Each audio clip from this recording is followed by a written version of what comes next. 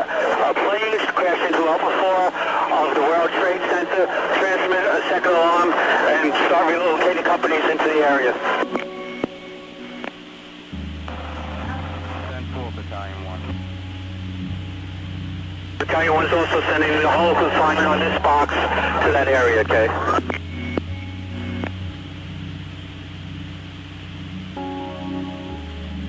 Engine 6 to Manhattan, Engine 6. The World Trade Center, tower number 1 is on fire.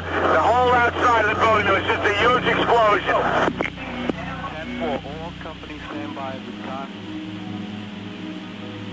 There's been a second alarm on that box immediately.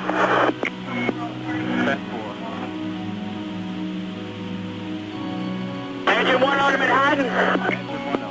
Engine 1 World Trade Center, 1060. Send every available ambulance, everything you got to World Trade Center now. 10-4, 1060 has been transmitted for the World Trade Center. 1060 for the World Trade Center. 3 truck to Manhattan. 3 trucks. Civilian reports from up here, a plane just crashed into the World Trade Center for your information. 10-4. Trucks available. Battalion 1 to Manhattan. We have a number of floors on fire. It looks like the plane was aiming towards the building. Transmit a third alarm.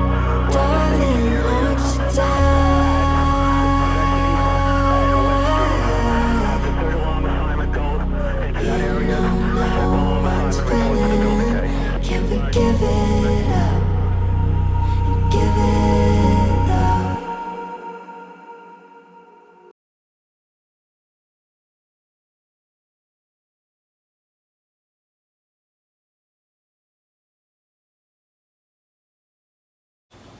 Welcome to Eagle Vision for Wednesday, September 11, 2024.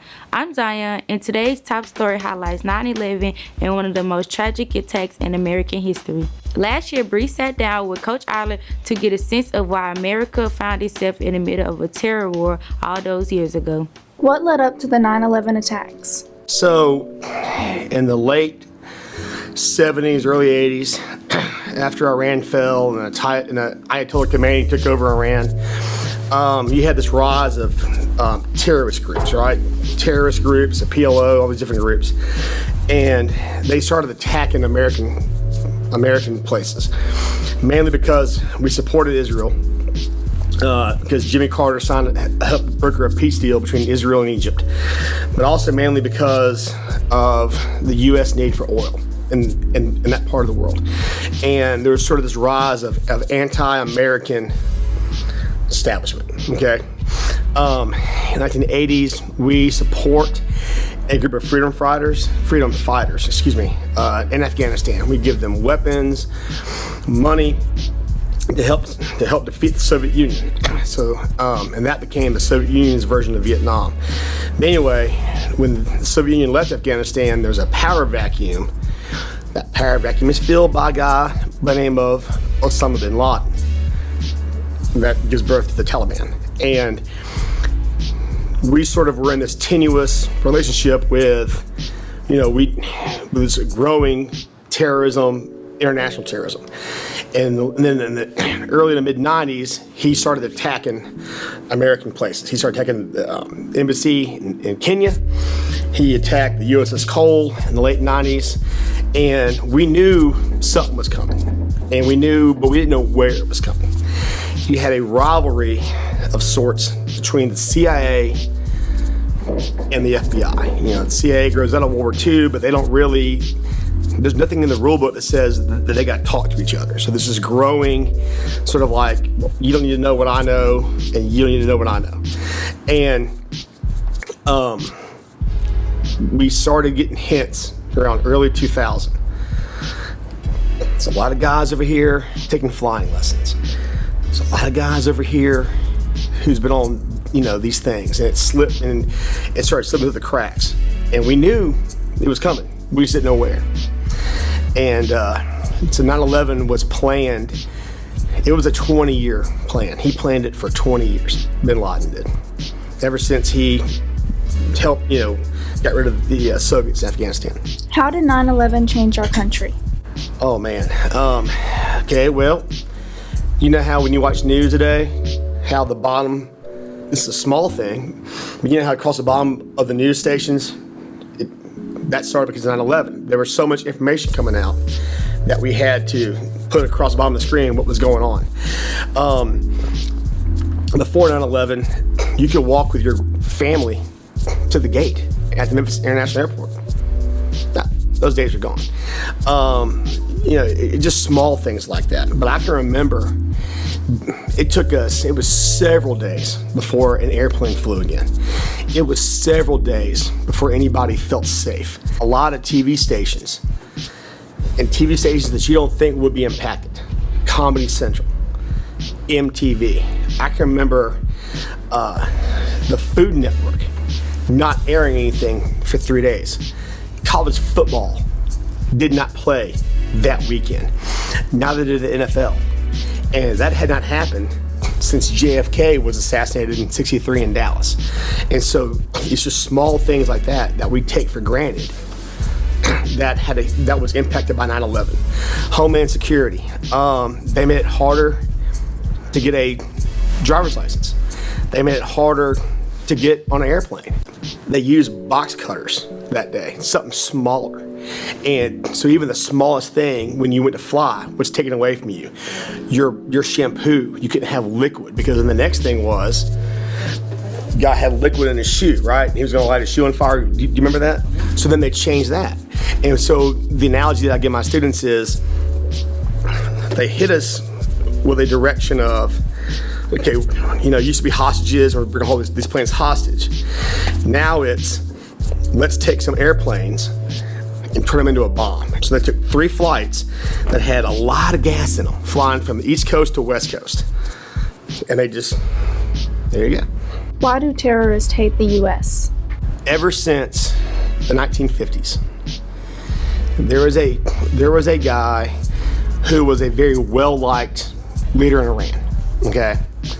And the CIA, a lot of great things they did, right? And for all you freshmen, that was my sarcasm, if you haven't had me yet. They remove him because he will not give us access to oil. And we put a guy in there that will give us access to oil, but mistreated his people. He's having his lunches flown in from France every day. His wife is bathing in goat's milk. People are starving in the streets. So we have this rise of anti-Western, not America, anti-Western, right? The leaders over there don't wear shirt. They wear a dress shirt, no tie, right? They hate Americans. They hate Westerners. That's going up. 1, 2, like I said earlier, Carter negotiated a peace treaty with Anwar Sadat and Menachem Begin. 3, America, through one of our great presidents, Harry Truman, believed in Israel's right to exist. That goes back, right? The 72 Olympics in Munich, when the Israeli team was taken hostage. A lot of that was tied into that. And so it went like all of a sudden, okay, there's a, anti-American sentiment, anti-Western sentiment. This had been building for 50, 60, 70 years. And the Taliban they hated America. When we went to Iraq the first time against Saddam Hussein, we had troops in Saudi Arabia. We used Saudi Arabia as a launching pad for those attacks. Well, they didn't like that. And so that's kind of what happened with all that. So it's just a whole list of things that slowly started. But we were on the right track with trying to get to bin Laden. We just didn't know when and where. And then by the time that we knew, it was really too late. And then after the election after the attacks, is when the government had hearings and they forced the CIA and the FBI to work together. And they were separate entities who are now forced to work together. And now you see terrorist attacks being thwarted a long time before they happen now. The seniors have a great opportunity coming up October 1st. We caught up with Miss Hennessy earlier this week for the details. Good morning, Eagles. I have a special announcement for seniors. There's an opportunity for all seniors to go on a field trip to the Lander Center for a college and career fair. And so let's talk about the career fair a little bit. I went to a training not too long ago, and 70% of Mississippi jobs require 2 years or less of training. All right. There's also a few things going on creating a great market for students to go straight into the workforce. One of those is called the skills gap. That means that the employers can't find people with the skills that they need.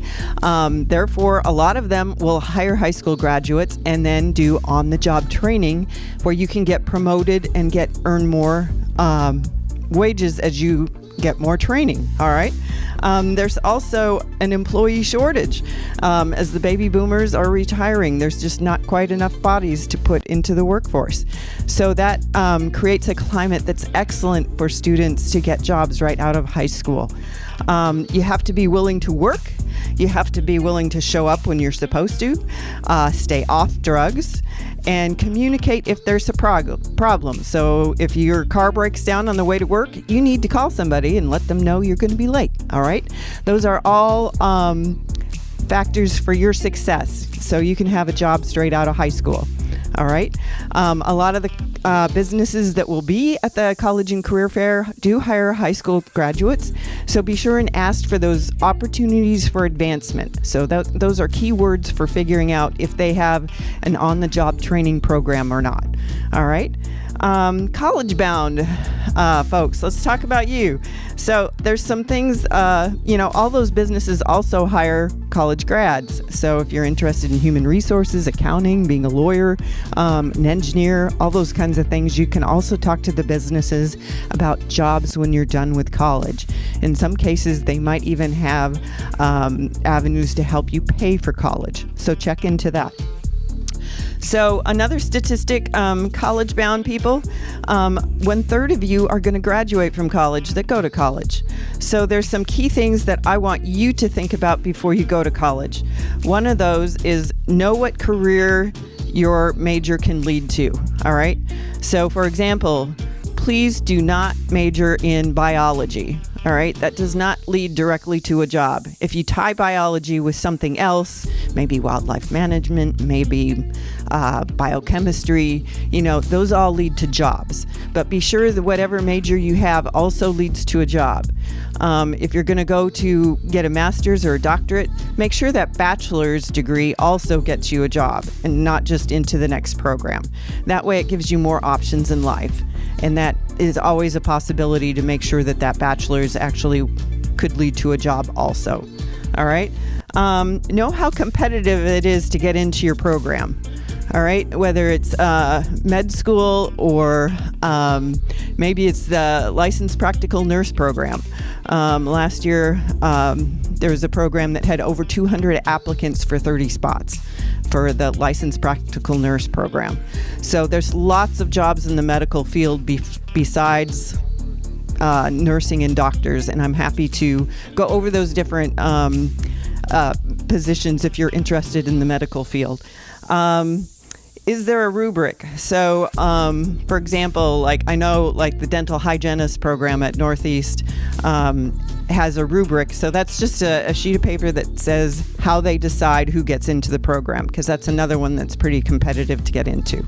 You can always ask how many students applied for your program last year and how many spots are available. And that gives you an idea how competitive that program is. Also, if you're interested in the military will be there. All right. So this is a great opportunity for all seniors. What you have to do is you have to get a permission slip in the Commons. It's on the table by the counseling complex. Bring back a signed permission slip by Friday, September 20th. You must ride the bus that day. It's October 1st. So for those of you that arrive, have a late start in the morning, you have to be here at 7:35 on October 1st because you do have to ride the bus. You can't meet us there. And I think that's it. It's a great opportunity. So there's my sticky notes. Here's the picture of what the permission slip looks like. Pick it up in the Commons and then return it to the basket in the Commons. And it's a great opportunity. If you have any questions, let me know. This week's feature vocabulary words are incremental, intact, and interval. Incremental, increasing gradually by regular degrees or additions. Intact, undamaged in any way, whole. Interval, The distance between two things, a definite length of time marked off by two instants.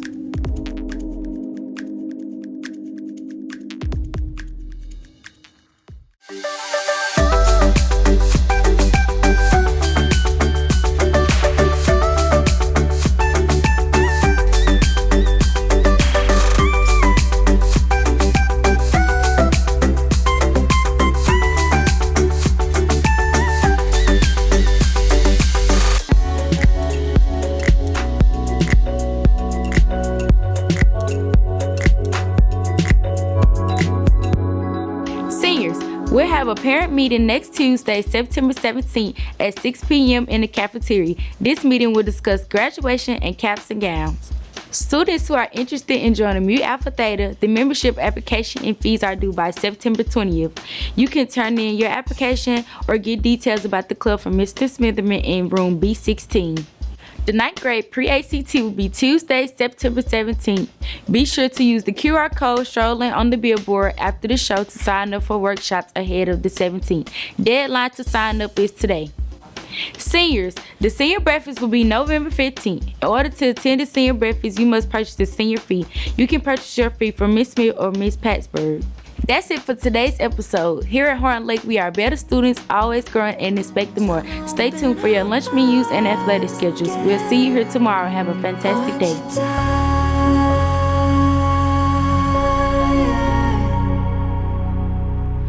Always living on the run and setting fires.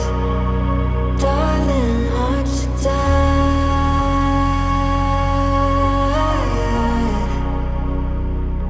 You know no one's winning. Can we give it up and give it up? Clinging tight to our God just like they could save us.